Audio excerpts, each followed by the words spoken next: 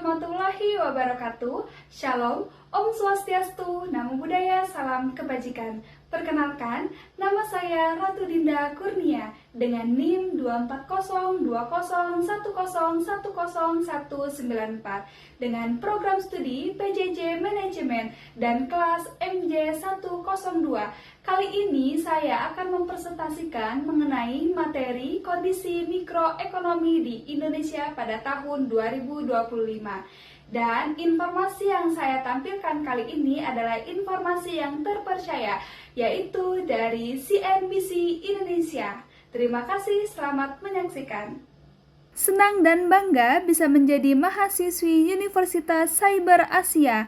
Saya akan membuktikan kepada semua orang bahwa mengejar pendidikan juga bisa sambil bekerja dan mengejar karir. Dengan demikian, saya memilih salah satu universitas terbaik di Indonesia yang memiliki sistem pelajaran jarak jauh.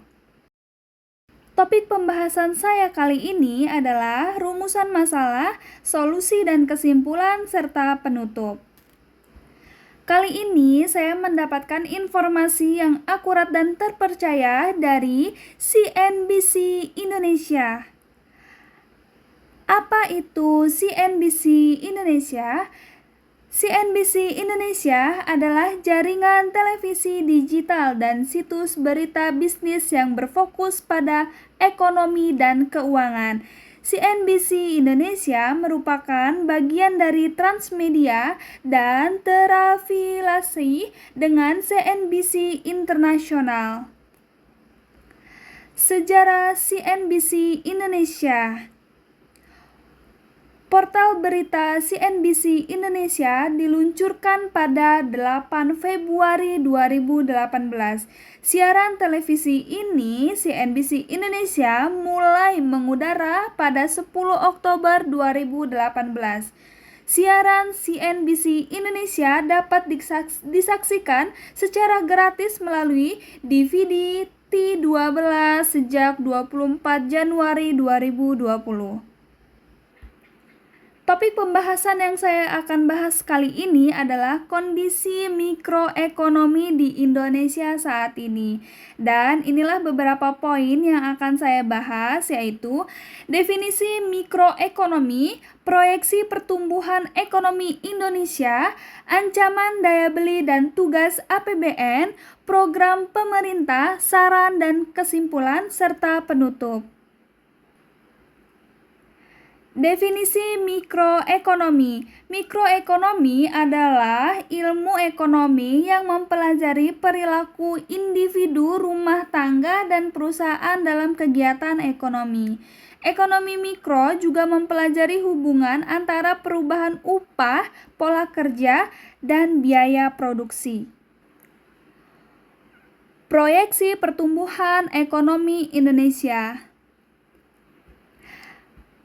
Bank Dunia memperkirakan global hanya tumbuh 2,7% pada 2025, sedikit lebih baik dibandingkan 2024 2,6%. Sebaliknya, Dana Moneter Internasional IMF melihat ekonomi global akan stagnan 3,2% pada tahun 2025. Nah, berikut proyeksi pertumbuhan ekonomi Indonesia.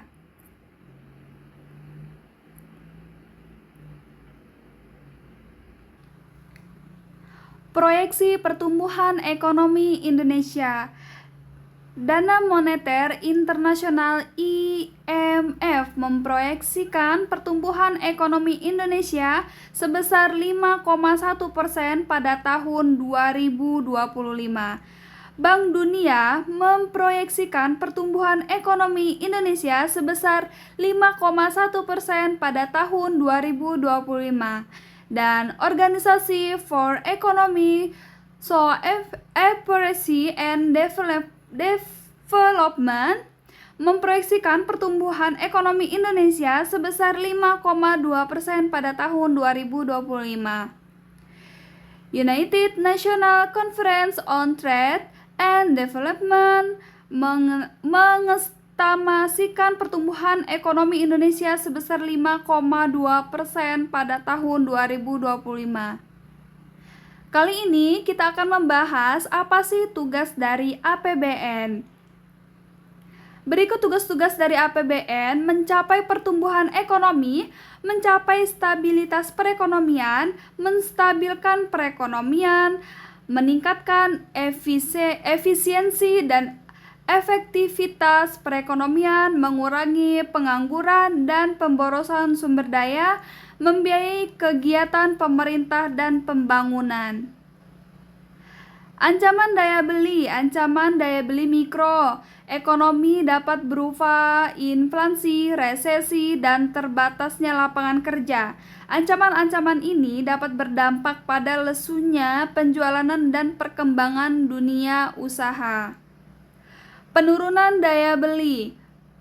Penyebabnya inflasi dan fluktuasi harga barang, pemutusan hubungan kerja atau PHK, pendapatan real yang tidak meningkat, menguras tabungan untuk kebutuhan harian, minimnya lapangan kerja, pajak, ketersediaan kredit dan beban hutang, pelemahan nilai tukar rupiah. Dampaknya, dunia usaha tidak berkembang karena lesunya penjualan. Pedagangan dan pelaku usaha mikro kecil menengah atau UMKM merasakan imbas resesi dunia. Konsumsi rumah tangga stagnan dan lebih rendah dibandingkan pertumbuhan ekonomi. Kelas menengah menjadi kelompok paling terdampak. Pelambatan sektor usaha yang bergantung pada belanja domestik. Solusi: mengatasi masalah inflasi, menekan tingkat pengangguran, mengatasi masalah ketergantungan impor, mengatasi masalah infrastruktur, mengatasi masalah korupsi, mengatasi masalah utang, dan negara lainnya. Program pemerintah dalam ekonomi mikro Indonesia meliputi program pembiayaan, pelatihan, dan sertifikat untuk UMKM.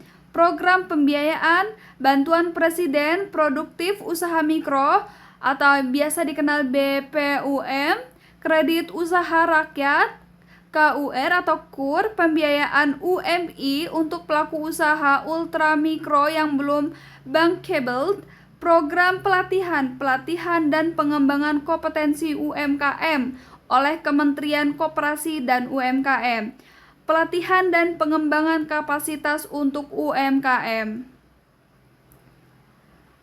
Adapun saran, yaitu beberapa saran untuk mengembangkan ekonomi mikro di Indonesia adalah: pemerintah dapat menciptakan dan melaksanakan kebijakan yang membantu meningkatkan daya saing pasar tradisional.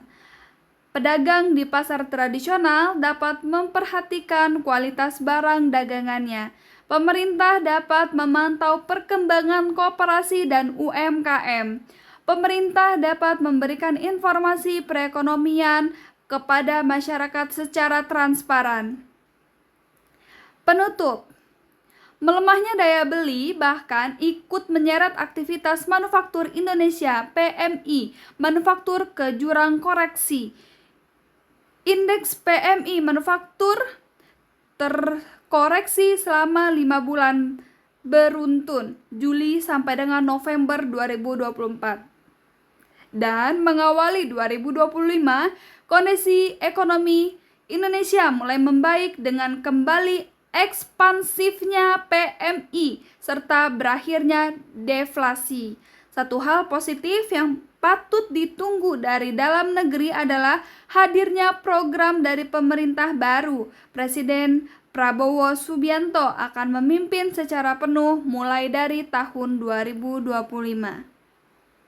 Itulah presentasi dari saya, kurang lebihnya mohon maaf. Wabillahi taufik wal hidayah. Wassalamualaikum warahmatullahi wabarakatuh.